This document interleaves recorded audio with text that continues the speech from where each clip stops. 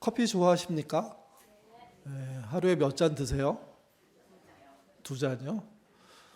그게 뭐 믹스 커피면 얼마 안 들겠는데 만약에 매장에서 사 드시면 꽤 들지 않나요? 한 달에 얼마나 들어갈까요? 그게 아마 비용이 상당히 많이 들어가는 분도 꽤 계실 겁니다. 회사에서 지원한다고 하더라도 그 회사에서 하는 일 속에 들어있는 커피 그것을 먹는데도 불구하고 사실은 굉장히 많이 먹게 되는 게 사실이죠. 많이 드시는 분들은 속 쓰리지 않으십니까? 위험 있을 가능성이 굉장히 높은데 우리나라가 전 세계에서 커피를 가장 많이 소비하는 국가랍니다. 카페도 어마어마하게 많죠. 프랑스 한 카페에 아주 특이한 메뉴판이 있답니다. 같은 커피를 파는데 손님이 어떻게 주문하냐에 따라서 가격이 달라집니다. 메뉴판을 좀 보여주시죠. 네. 한번 읽어보세요. 또 설교 안에도 있습니다.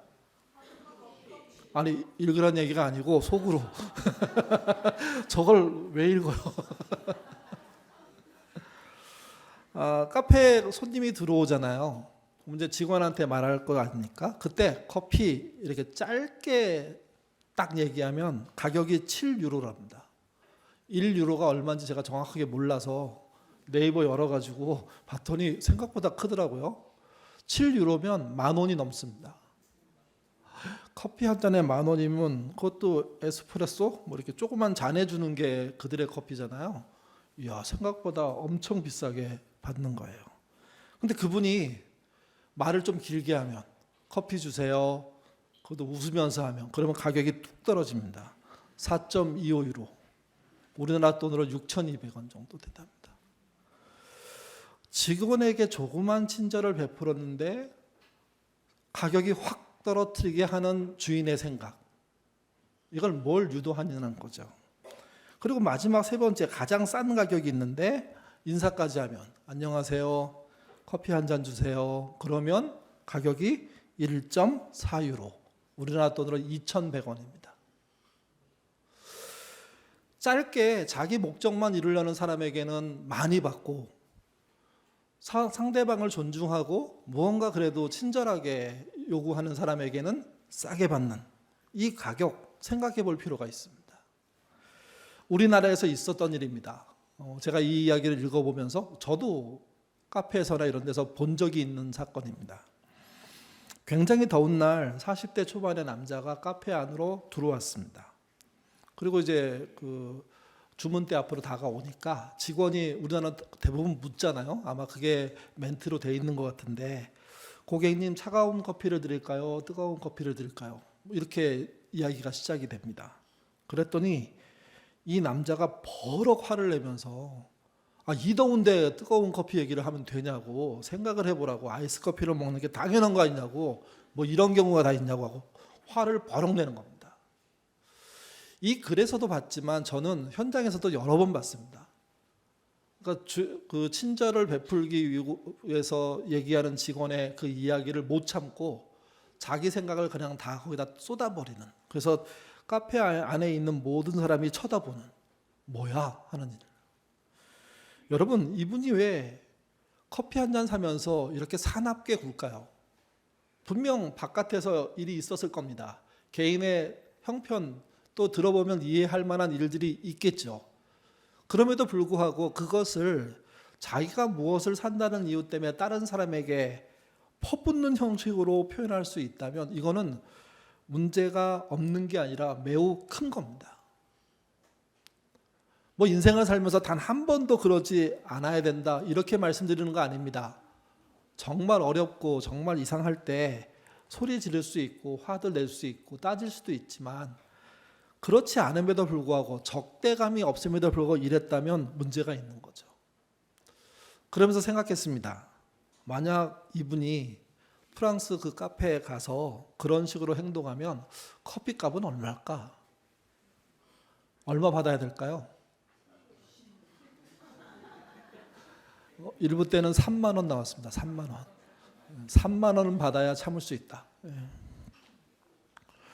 그러니까 직원을 무시하면서 하는 것에 대한 값을 매기는 이 방식 생각해 보십시오. 아마 주인의 의도는 비싸게 팔고 싶은 게 아니라 손님도 사람도 사람답게 기쁘게 고마워하면서 일하고 먹고 이런 걸 기대한 게 아닐까 하는 생각을 하게 됩니다. 말은 그 사람의 인격이랍니다. 그래서 이런 말도 있습니다. 말에 품격이 있다고요. 손가락마다 지문이 있지 않습니까? 말에 그 사람의 향기, 지문과 같은 향기가 난다는 이야기도 있습니다. 그러니까 말 그 한마디가 그 순간 자기 자신 전체를 순식간에 표현해 버리는 겁니다. 그것에 대한 값어치를 매길 수 없지만 사람들은 다 평가한다는 사실을 기억할 필요가 있습니다. 어떤 사람이 타인에게, 그것도 자신이 돈을 내면서 물건을 사면서 본인이 유리한 입장인데 친절하고 갑질하지 않고 존중한다면 그 사람들은 왜 그럴까요? 이유가 너무 다양합니다. 제가 읽은 책에서는 그렇게 얘기하더라고요. 그 사람 스스로가 자유로운 사람이라고, 스스로가 평안한 사람이라고, 스스로가 자기의 자유를 인정하는 건 물론이고 상대방의 자유도 인정할 줄 아는 넓은 사람이라고, 인색하고 옹졸하면 절대로 그렇게 하지 않는다고, 인향이 나는데 인향 속에 돈향이 나고 력향, 힘의 향기가 나는 사람으로 나올 수밖에 없다고. 그러니까 그 사람 자체가 그 속에 있는 것을 그 말을 통해서 자기 친히 물건을 삼에도 불구하고 친절하게 예의 바르게 품격 있게 행사된다는 거죠. 성경은 품격 있는 이야기만 나오면 참 좋겠습니다. 근데 성경을 읽으면서 가장 당황스러웠던 건 사람이 하고 있는 많은 추잡한 이야기들이 성경에 그대로 기록되어 있다는 겁니다. 예수님이 명절에 초막절에 예루살렘으로 올라가셨습니다. 그러자 성전 지배 세력들은 감시자를 붙였습니다. 감시자를 붙인 이유는 꼬투리를 잡기 위함입니다. 예수님이 하시는 말씀이 때로는 과격하기도 하고 때로는 의미심장하기도 하고 때로는 배울 만한 것이 있기도 한데 어쨌든 당시의 성전의 지배 세력들은 예수를 적으로 생각했습니다. 그 적을 어떻게 하면 넘어뜨릴까 말꼬리 잡기, 나름대로 정보 수집 뭐 이런 거를 하는 거죠. 요즘으로 치면 캐비넷을 만드는 겁니다. 그 작업이 계속 진행됩니다. 이번에는 잡을 수 있을까 하면 주님은 빠져나가고, 이번에는 잡힐까 다 잡았네 했는데 또 빠져나가고, 이런 일들이 반복되는 거죠. 성전의 지배 세력들은 사실은 옳은 일을 하는 사람들이 아닙니다. 권력만 쥐고 있지 성전의 정신을 위배하는 사람들, 성전으로 몰리는 돈의 힘을 활용하는 사람들, 누리는 사람들, 그들을 말합니다. 또 그들에 의해서 예수님께 보냄받은 감시자들은 그들의 노예, 하수인인 겁니다. 다시 말씀드려서 성전 지배 세력과 그들의 하수인들은요, 자유를 모르는 불쌍한 인간들입니다. 자기의 권력과 돈에 갇혀서 사람을 감시하고 심지어 없는 죄도 만들어내는 이런 일들을 서슴없이 했던 일들이 그들이라는 거죠. 그런데 변화가 생겼습니다. 그들에게 주님이 초막절에 올라가서 나름대로 끊임없이 말씀을 전했는데 그 말씀에 자기의 삶을 돌이킨 사람들이 생겨난 겁니다. 그들이 어떤 반응을 하는지, 어떤 변화를 보여주는지, 그게 오늘 본문입니다. 같이 보시죠. 31절, 32절 말씀입니다. 읽겠습니다. 그러므로 예수께서 그것을 믿는 자들에게 이르시되 내가 내 말에 거하면 참으로 내 진자가 되고 진리를 알지니 진리가. 예수께서 자기를 믿는 유대인들에게 라고 이 본문이 시작됩니다. 자기를 믿는 유대인, 이 말은 이전에는 없던 존재들입니다. 물론 이전에 예수님이 이적을 일으키는 현장과 말씀을 가리키는 현장에 이런 분들이 소소하게 생겨났을 겁니다. 초막절 명절, 유대인의 나름 힘이 있는 모든 사람들이 예루살렘 성 안으로 다 들어와 있을 그때 주님은 끊임없이 가르쳤던 것으로 보입니다. 또 싸우셨던 것으로 보입니다. 그들 안에 예수의 말이 옳아, 그래서 예수가 스승이 될 수 있겠다고 생각한 사람들이 조금 생겨난 겁니다. 그들에게 주님은 이렇게 말씀하셨습니다. 너희가 내 말에 거하면 참으로 내 제자가 되고 진리를 알지니 진리가 너희를 자유롭게 하리라. 우리로서는 이 말은 매우 알고 있는 말이고 당연한 말이고 이 말씀이 우리에게 복음이 된다는 사실을 알고 있습니다. 유대인 중에도 이 말씀이 복음이 되는 사람들이 있었을 겁니다. 보통 인간의 관계를 불통, 소통 이렇게 나누잖아요. 불통은 이런 이야기가 나왔을 때 질문이 안 되는 관계를 말합니다. 권위 있는 자가 말을 던지면 아무도 물어보지도 않고 그냥 받아들이는, 틀리게 말해도 그냥 참아내는, 그게 불통이죠. 소통은 뭘까요? 질문이 가능한 겁니다. 아마 기억하시는 분들은 8장 30절 이하를 설명하면서 난해하고 이해할 수 없는 주님의 말씀의 핵심은 질문이 가능하게 한 것이다 하는 기억을 하실 겁니다. 질문하는 신앙, 그게 굉장히 유익하고 한 걸음 더 나갈 수 있는 신앙이라고 말씀드렸습니다. 소통은 질문이 가능한 사이입니다. 예수님께서 어떤 말씀을 하시면 듣는 사람이 자기 스스로 생각할 때 다르다고 생각하는 걸 말할 수 있어야 됩니다. 예수님이 이렇게 말씀하셨습니다. 너희가 내 말에 거하면 참으로 내 제자가 되고 진리를 알지니 진리가 너희를 자유롭게 하리라. 누누이 말씀드리지만 예수님의 이야기가 성경에 기록되는 때는 요약입니다. 많은 게 생략된 겁니다. 저자가 자신의 기억을 토대로 가능한 한 문장이 되게끔 글을 만드는 것뿐입니다. 그렇기 때문에 생략의 내용이 있을 거라는 전제로 읽으셔야 됩니다. 내가 너에게 말한다. 참으로 내 제자가 된다면 진리를 알게 될 것이고 진리가 너를 자유롭게 하리라. 이 말에 대한 설명이 충분했을 거라고 생각합니다. 다만 아쉬운 건 이거예요. 우리가 그 말을 못 듣는다는 겁니다. 근데 이제 예측은 할 수 있습니다. 그 다음의 이야기를 통해서 33절 어떻게 반응하는지 보시죠. 읽겠습니다. 그들이 대답하되 우리가 아브라함의 자손이라 남의 종이 된 적이 없거늘 어찌하여 우리가 자유롭게 되리라. 자유롭게 된다는 말에 이제 막 예수를 믿은 유대인들이 반발하고 있습니다.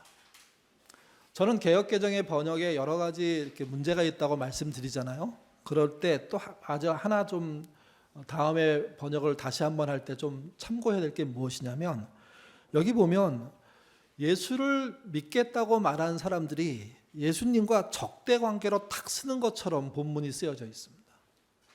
그거는 좀 번역을 다르게 해야 된다고 생각합니다. 아니, 본인의 스승으로 또는 아주 적극적으로 메시아로 믿겠다고 한 분에게 질문을 던진다면 나이가 어리더라도요 존칭을 씁니다. 존대를 합니다. 그러니 이 본문도 존대 형태의 질문이 돼야 됩니다. 우리를 자유롭게 되리라 하였느냐 뭐 이렇게 따지는 게 아니라 우리가 자유롭게 된다고 하셨는데 무슨 뜻입니까? 뭐 이렇게 묻는 형식의 이야기가 돼야 되는 거죠. 이게. 이 본문 금방 읽은 33절은요. 뒤에 태도의 문제를 빼고 앞의 내용을 보면 사실은 문제가 굉장히 심각합니다. 그들이 뭐라고 얘기하냐면 아브라함의 자손이라 남의 종이 된 적이 없다고 말합니다. 종, 노예를 말합니다. 누군가의 노예, 개인적으로 노예죠. 이게 국가적으로 벌어지면 어떤 일이 되는 겁니까? 식민지, 속국이 되는 겁니다. 이스라엘 역사 속에 노예가 된 적이 없나요? 국가적으로? 그냥 우리는 대충 생각해도 알 수 있는 사건이 뭡니까? 이집트에서 노예로 살았잖아요. 그곳에 들어갈 때는 요셉이란 총리 때문에 뭔가 환대받은 것 같았습니다. 그리고 그 가뭄을 끝내고 나름 안정을 취할 수 있고 번영을 할 수 있고 창대할 수 있는 기회를 사실은 얻은 거였습니다. 근데 여러분, 이집트 사람들이 이스라엘 사람들을 받아들일 때 마냥 환영만 했을까요? 아닙니다. 받아들이는 그 내용 속에 차별이 있었습니다. 그 차별이 무엇이냐면 고센 땅에 가둬놓은 겁니다. 땅에 가둬놨다? 사실은 물에 가둬놓은 거죠. 나일강 삼각주 안에 있는 땅이 고센인데 그 고센을 물로 가둬놓은 겁니다. 그리고 거기다 넣어놓은 겁니다. 왜 그랬냐면 이집트 사람들은 짐승을 키우는 사람과 상대하지 않았습니다. 짐승을 키우는 사람이 없었다는 뜻이 아닙니다. 그들은 그 시대의 가장 하층민으로서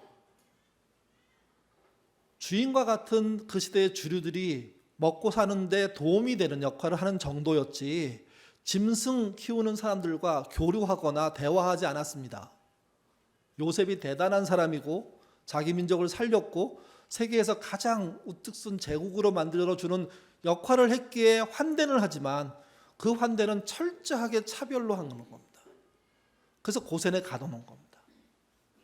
그리고 난 다음에 요셉이 떠나고 요셉을 알지 못하는 왕이 생겨나면서부터 어떤 일이 벌어집니까? 그 즉시 노예가 되죠. 430년 동안 1년, 2년 한 게 아니라 우리처럼 39년, 36년 이렇게 한 게 아니라 430년입니다. 어떻게 유대인들이 이 역사적인 사실을 모를 수가 있을까요? 근데 아니랍니다. 종된 적이 없다고요. 그것만이 아닙니다. 유다가 망하고 난 다음에 바벨론의 포로가 됐습니다. 70년 이상 포로 생활을 했습니다. 그 당시 예루살렘 성은 완전히 박살이 났습니다. 예루살렘 성도 거할 수 없게 됐고 포로로 잡혀간 자들은 전부 끌려가가지고 언제 돌아올지 모르는 노예 생활을 하고 있었죠. 그 역사는 어디 간 겁니까? 바벨론에서 돌아왔습니다. 그때부터 예수님이 오시기까지 세월 시간으로 따지면 600년 정도 됩니다. 그 중에 100년 마카비 왕조라는 유대의 강력한 왕조가 생겼을 때 말고 500년 동안은요 정말 수시로 침략당하고 고통당하고 어려움 당했던 게 그들입니다. 또 예수님이 오시기 직전에는 그리스에게, 예수님이 오시고 난 다음엔 로마에게 식민지로 지금 지배당하고 있습니다. 근데 그들이 말합니다. 아브라함의 자손인 우리는 남들에게 종된 적이 없다고요. 이게 뭡니까?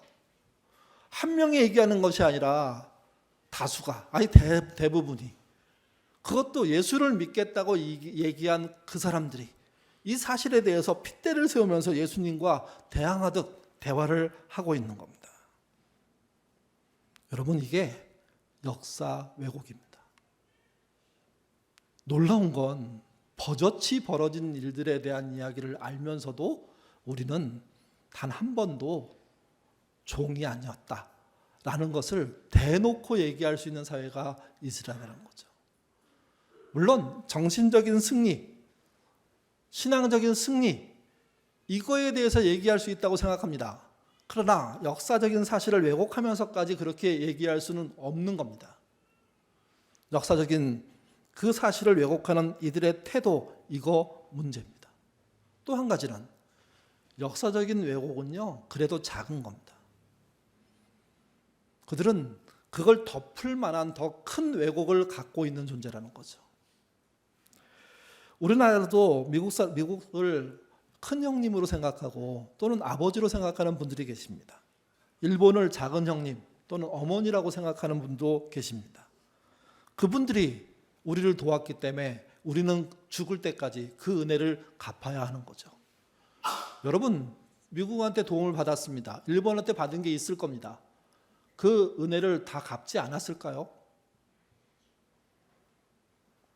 인간적으로 아버지와 아들, 아버지와 딸의 관계하고 국가 대 국가의 관계는 다른 겁니다. 고마우면서 그래서 협력하고 함께 가고 때로는 희생해서 우리도 돕고 그래서 그런 관계로 가야 되는데 그렇기 때문에 속국이 되고 그렇기 때문에 우리의 주체성을 잃어버리는 건 말도 안 됩니다. 그 의식은 잘못된 겁니다. 아무리 고마워도 국가는요 대등관계입니다. 외교입니다. 실리를 추구할 수 있도록. 악은 아니지만 빼앗아 오려고 하는 마음이 아니더라도 실리를 추구하는 정도의 정도는 지켜야 되는 거죠. 우리 민족을 백이 민족이라고 확신하는 분들 계실 겁니다. 서양의 외국의 누군가 우리를 봤을 때 흰옷 입은 사람들이라고, 그 척박한 환경 속에 순수하고 깨끗하게 살려고 애썼던 민족이라고 칭찬해 준 게 이유가 되긴 하겠지만 그것으로 잘못 생각해서 전통적으로 순수하다고 생각하는 착각을 해서는 절대로 안 됩니다. 요즘 유전학이 발달해서요. 여러분 피를 가지고 이분은 어디에 조상의 기원이 있나를 찾을 수 있답니다. 그러면 그렇게 나온대요. 뭐 몽골에서 몇 퍼센트, 유럽에서 몇 퍼센트, 또 어디서. 그래서 두세 개 이상의, 세네 개 이상의 피가 섞인 존재가 우리다라고 얘기합니다. 아마 백이 민족을 믿는 분들은 미치고 팔짝 뜰 일입니다. 누구나 혼혈이라는 거죠. 누구나. 순수 혈통이 있기가 어렵다는 겁니다. 있을 수 없다는 뜻이 아닙니다. 있을 수 있겠죠. 그러나 누구나 혼혈입니다. 누구나 혼혈이니까 그의 출생을 가지고, 지역을 가지고, 피부 색깔을 가지고 차별하는 건 그건 말도 안 되는 겁니다. 본인도 순수하지 않으면서 남이 순수하지 않다는 이유로 따지는 그 말도 안 되는 이야기. 역사 왜곡 못지않게요. 이런 인종적인 왜곡은 심각합니다. 오늘 본문의 유대인의 경우에 그 역사 왜곡을 그렇게 뻔뻔하게 할 수 있었던 게 무엇일까요? 뭐가 도대체 그 위에 있길래 그 밑에 역사 왜곡이 시켰을까요? 가장 위에 덮고 있는 의식이 선민의식입니다. 우리는 하나님이 택했어. 그러니 우리는 잘못해도 상관없어. 구원받아. 천국에 가. 유대인 남자들이 날마다 감사한 게 있었다고 하잖아요. 선민으로 태어난 거. 선민의 여자도 아니고 선민의 남자로 태어난 거. 선민이 아니고 선비 얘기하는 것 같은데. 예? 이 정신이 그 사회를 병들게 하는 겁니다. 그러니까 역사 왜곡을 쉽게 할 수 있는 건 그 위를 덮고 있는 더 큰 의식이 있는 거예요. 하나님이 우리를 택했고 우리는 죽어도 잘못해도 못돼도 구원받아. 잘 될 수밖에 없어 하는 생각의 믿음, 그게 문제라는 겁니다. 주님은 이것을 이렇게 풀어 설명하십니다. 34절에서 36절 읽겠습니다. 예수께서 대답하시되 진실로 진실로 너희에게 이르노니 죄를 범하는 자마다 죄의 종이라. 종은 영원히 집에 거하지 못하되 아들은 영원히 거하나니 그러므로 아들이 너희의 자유를 너희가 참으로 자유로우라. 메시지 번역도 같이 읽겠습니다. 예수께서 말씀하셨다. 내가 너희에게 진지하게 말한다. 죄의 삶을 선택한 사람은 누구나 막다른 골목에 갇히며 그런 사람은 사실상 종이나 다름없다. 종은 뜨내기여서 마음대로 드는 아들은 지위가 확고해서 마음대로 드나든다. 그러므로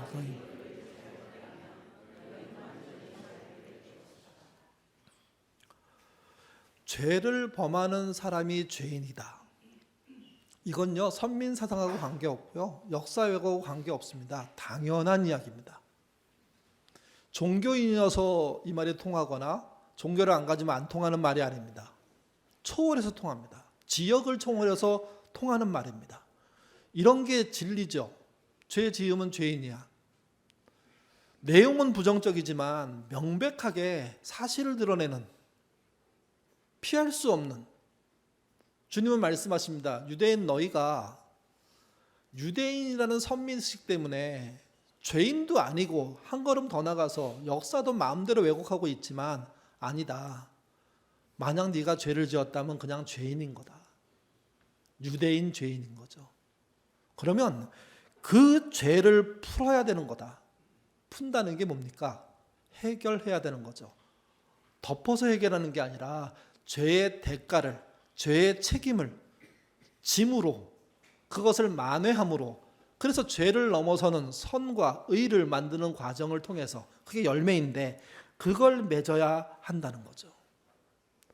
죄로부터 자유롭게 되는 것은요 반대로 말씀 안에 거하는 거라고 표현했습니다. 그분의 말씀, 하나님의 말씀이죠. 그 말씀 위에 서든 말씀 안에 서든 말씀을 품던 상관없이 그 말씀으로 인해서 회복하는 과정이 없다면 그 사람에게는 죄의 용서란 없다는 겁니다. 말로 죄는 해결되지 않습니다. 책임으로 죄는 해결됩니다. 그 해결의 끝이 뭡니까? 자유입니다. 기독교 신앙의 핵심은 그 자유를 예수를 믿는 것으로부터 시작한다고 선언한 겁니다. 예수를 믿으니까 그래서 나 저거 잘못했다고 생각해 라고 얘기하면 끝나느냐? 그게 아닙니다. 죄를 해결하는 참여에 믿음으로 끝까지 하는 노력, 이게 자유를 얻는 길이라는 겁니다. 너무 쉽게 자유를 그냥 뚝딱 하고 준다고 얘기하는 그 자체가 잘못된 겁니다. 선민의식은 그런 의식을 만들어냈습니다. 야, 우리가 그래도 유대인이야. 아무리 다른 나라에게 침략을 당해도 믿음만은 버릴 수 없어. 하나님 쫓아가야지 하나님이 우리를 도우실 거야. 이 정도면 선민의식도 괜찮은 겁니다. 그런데 그게 아니라 죄를 밥 먹듯이 지으면서 심지어 성전의 그 영광스러운 자리를 사욕에 채우고 그 영광스러운 자리에 주인이 왔을 때 그를 감시하고 그 말을 꼬투리 잡아서 죽이려고 하는 그들이 어떻게 자유로울 수 있습니까? 주님은 정말 자유롭게 살고 싶은지가 궁금하셨고, 자유롭게 살려고 한다면 네 죄를 용서받아야 된다고. 그리고 나는 하나님으로서 용서하는 거라고. 그렇지만 인간적인 책임은 네가 끝까지 져야 하는 거라고.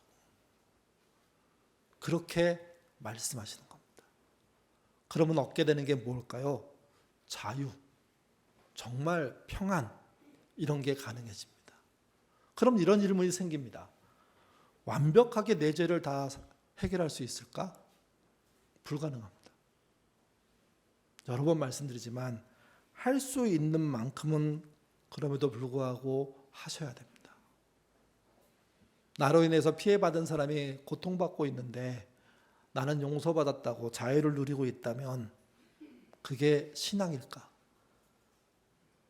주님이 자유를 주신다고 하더라도 나는 미안함과 죄송함으로 근신할 줄 아는 그 믿음, 그게 진짜 믿음인 거죠.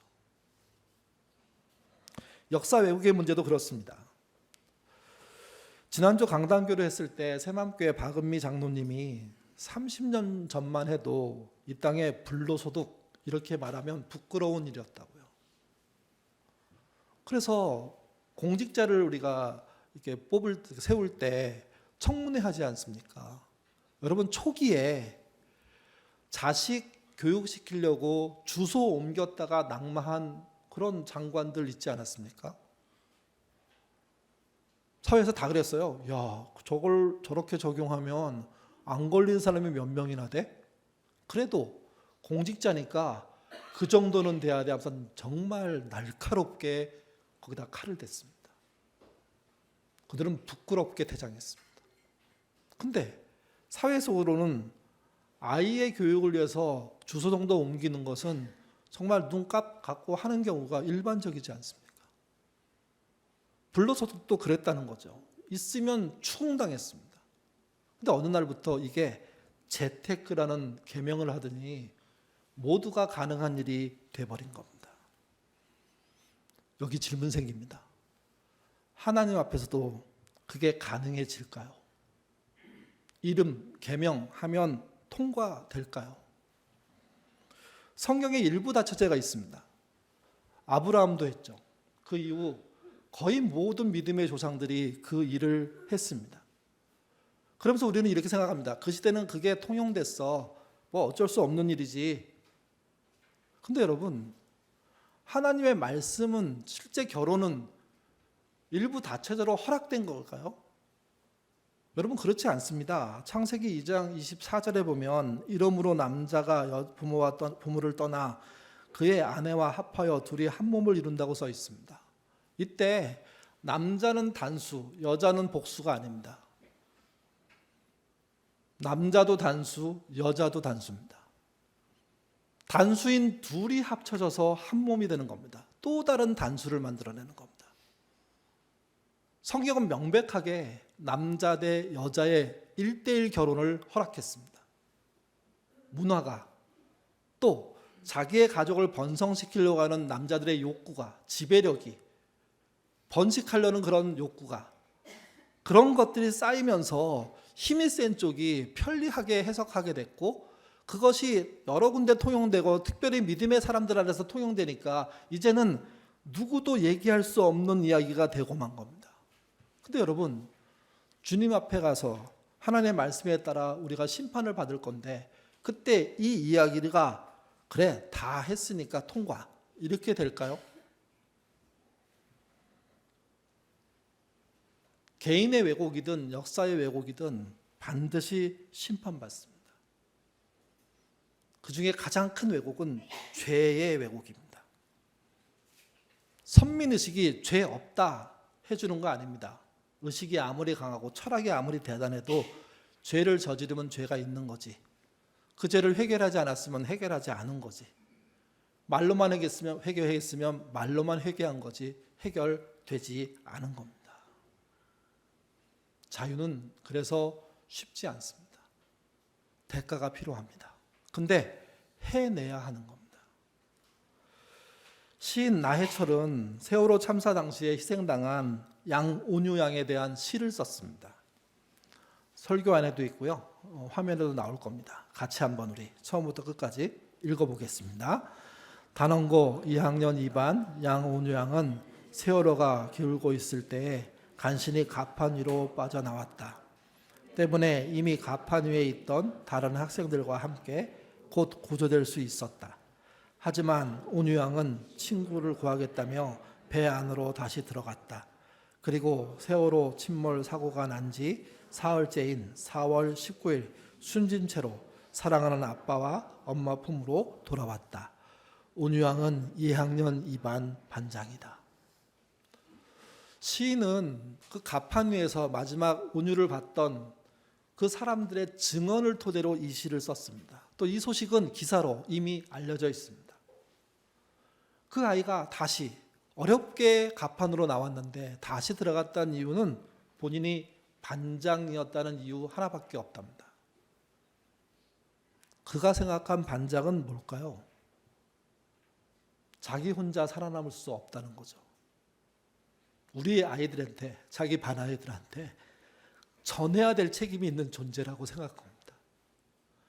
평상시 학교에서는 선생님의 의견, 교무실에서 전달하는 어떤 것들을 아이들한테 얘들아 이렇게 한대, 이거야, 이거 내일까지 해야 돼, 뭐해, 이렇게 전달을 역할을 했던 그 어떻게 생각하면 메신저인데 그 정신, 그가 갖고 있는 반장은 위기 때는요 그게 아니라 정말 같이 살기 위한 태도로 바뀌어버렸다는 거죠. 순식간에. 들어갈 때 왜 두려움이 없었겠습니까? 혹시라는 생각을 왜 안 했겠습니까? 근데 그 아이는 어렵게 나온 그 길을 다시 되돌아 자기 반 아이들이 있는 곳을 향해서 갔고 못 나왔습니다. 갑판 후의 증언자들은 반장으로서 거길 들어갈 수 있다는 걸 다 이해한 게 아닙니다. 본인이 아는 이야기만 우리에게 전달하는 겁니다. 한 학급의 반장, 고등학교 2학년의 태도가 사실은 어마어마합니다.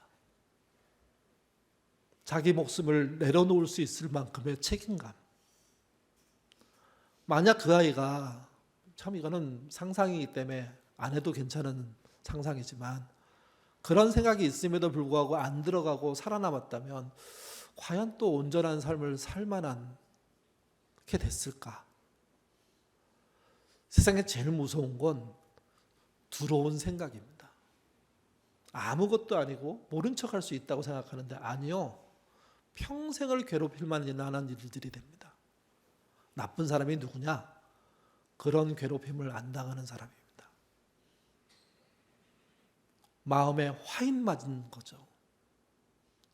그곳을 들어가면서 나오리라는 기대로 갔던 그가 못 나왔고 그 소식을 엄마 아빠가 들었을 때 땅을 치는 애통함들이 왜 없을까요? 근데 많은 사람들이 그 아이를 보면서 깨닫는 게 있습니다. 진짜 코딱지만한 권력인데 반장이라면 그 권력을 갖고 있었던 아이가 어떻게 자기를 쓸 수 있는지를 보여준 겁니다. 자기에게 자유롭지 못한 사람은 그렇게 못합니다. 본인에게 평안이 없는 사람은 그렇게 할 방법이 없습니다. 억지로 시켜서 하는 사람은 그거 안 합니다. 그 자리가 무슨 대단한 권력이 있는 것도 아닌데 내가 우리 아이들한테 길이 있다는 걸 알려줘야 돼 하는 그 마음 하나로 거꾸로 역행해서 들어가는 모습을 보였고 못 돌아왔다는 건 그건 대단한 일입니다. 신앙의 자유라는 게 그런 겁니다.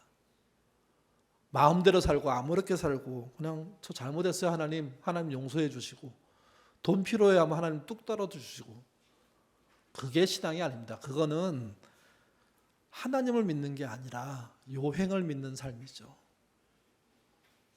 죄로부터 벗어나는 자유, 그것을 예수님의 제자된 자들에게 그분이 주시겠다고 했습니다. 그 자유는 실망시키지 않는다는 겁니다. 결국 그들을 구원해낸다는 겁니다. 선민의식이 구원을 하는 게 아니고요, 제자 돼서 그 말씀 앞에 서려는 그 노력이 그 사람을 구원한다는 거죠. 여러분 잊지 마십시오.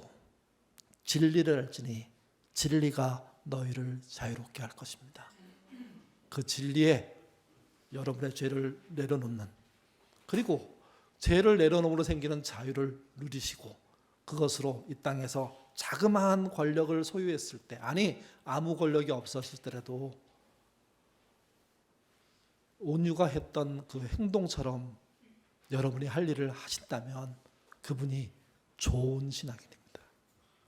그 자유는요, 책임감이 넘치는 자유입니다. 그 자유 안으로, 그 자유를 향해서 가시는 저와 여러분 되시기를 주님의 이름으로 부탁드립니다. 기도하겠습니다. 우리는 신앙을 너무 우습게 만들었습니다.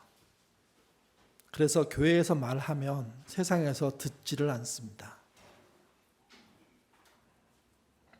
평일 저녁에 우리가 있는 이 건물 바로 앞에 큰 대로에서 자주 이단들이 나와서 전도를 합니다. 우연히 지나가다가 들었습니다. 우리 교회 아니에요. 세상에 전도를 하는 이단이 늘 자기들이 교회라고 얘기했습니다. 근데 교회 아니에요 라고 말하기 시작했습니다. 교회라는 말 자체를 세상에 받아들이지 않고 있다는 것을 그들이 알고 있기 때문입니다.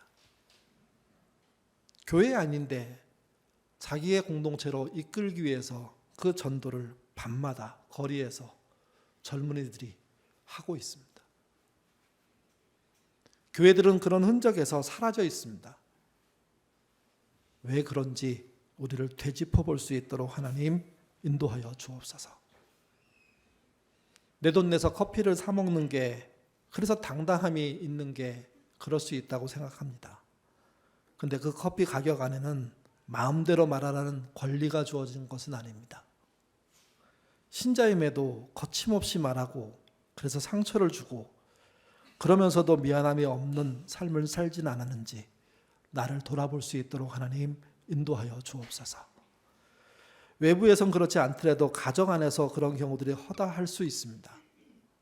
그것 또한 허락된 일, 자기의 일이 아니란 사실을 알게 하시고 그 부끄러움을 내려놓고 변하는 우리가 될 수 있도록 하나님 인도하여 주옵소서. 진리는 우리를 자유롭게 한다고 했습니다. 그 자유는 죄로부터의 자유입니다. 죄로부터의 자유는 고백만 하면 되는 게 아닙니다. 죄를 이겨내야 하는 것입니다. 또 죄로 인해서 망가진 것을 고치고 만회해야 하는 것입니다. 그 이후에 자유가 있다는 겁니다. 그 일을 해내는 게 신앙이라는 겁니다. 진리를 알지니 진리가 너희를 자유롭게 하리라 하는 말, 그 말을 믿는 우리라면 진짜 그 진리를 쫓아가는 신앙인 될 수 있도록 인도하여 주옵소서. 죄를 저지르면서 자유인처럼 말하는 그런 의식의 변화가 아니라 죄를 만회하고 죄를 해결함으로 실제 죄를 책임진 자만 누릴 수 있는 해방감에 자유로움을 느낄 수 있도록 인도하여 주옵소서. 그런 경험이 많아짐으로 말미암아 우리가 말하는 자유가 세상의 정치인들이 말하는 자유하고 비교할 수 없이 큰 것임을 알게 하시고 나의 자유가 중요하다면 남의 자유도 중요하다는 사실 놓치지 않도록 인도하여 주옵소서. 온유를 생각합니다. 한 반의 반장의 그 위치가 얼마나 무거운지를. 자기 살 수 있었는데 우리 반 아이들, 친구들, 선생님 생각하면서 그 길을 거꾸로 들어가는 그 아이의 모습이 신자의 모습 아니겠습니까? 주님이 그러셨던 것처럼 우리도 그런 모습을 본받게 하시고, 똑같이는 할 수 없다고 생각하더라도 할 수 있는 만큼의 자유를 보이는 신자 될 수 있도록 인도하여 주옵소서. 그런 자유가 넘치는 교회이기에 그래서 믿을 만한 교회가 되게 하시고, 그런 자유 때문에 서로가 신뢰하는 교회 되는 예인교회 될 수 있도록 인도하여 주옵소서. 특별히 질병으로부터 갇힌 사람들, 경제적인 문제로부터 갇힌 사람들, 미래의 불투명함 속에 갇힌 사람들, 또 시험 앞에 놓인 사람들 특별히 붙잡아 주시옵소서. 그들이 그냥 좋은 결과만 얻으면 된다는 마음이 아니라 이번 기회에 제대로 된 걸음 걷겠다는 마음으로 도전하게 하시고, 그들이 다 감당하지 못할 때 주님 은혜를 내려주셔서 사람으로 풀 수 없는 신비로운 이런 은혜가 우리의 삶 속에 드러나도록 도와주시옵소서. 감사하며 예수님 이름으로 기도드립니다. 아멘.